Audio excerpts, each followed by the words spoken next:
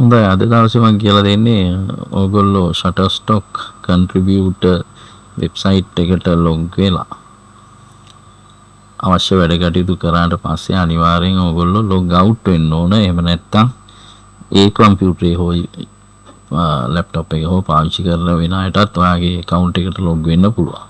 ඒක හරහා විවිධ ගැටලු නිර්මාණය වෙන්න පුළුවන්. ඒක නිසා හරිම සරලයි. ඕගොල්ලෝගේ මෙන්න මෙතන දකුණු පැත්තේ තියෙන ඡායාරූපය ක්ලික් කරපුවාම එනවා මෙන්න මෙහෙම යටින් log out කියලා. ඉතින් log out එක ක්ලික් කරලා තමයි ඕගොල්ලෝ මේ සයිට් එකේ වැඩ කරාට පස්සේ මෙතනින් අයින් වෙන්න ඕන. දැන් ක්ලික් කරා. ඔන්න. දැන් ආය කාටවත් අපේ account එකට යන්න බෑ username password දෙන්නේ නැතුව. දැන් කාට හරි ඇවිල්ලා මේකට log වෙන්න ඕන නම් මෙන්න මෙතන login කියන එක දෙන්න ඕන. ඕගොල්ලොත් ඉස්සල්ලාම ඔයාලගේ account එකට යනකොට login එක දෙන්න ඕන. එතකොට login එක ගන්න මෙන්න මෙතන ඔයාලගේ email එක ගහන්න ඕන. සහ ඕගොල්ලෝ හදලා තියෙන මේ Shutterstock contributor එකට හදලා තියෙන password එක මෙතන type කරලා login කියලා දුන්නාම තමයි ඔයාලගේ account එකට යන්න පුළුවන් වෙන්නේ.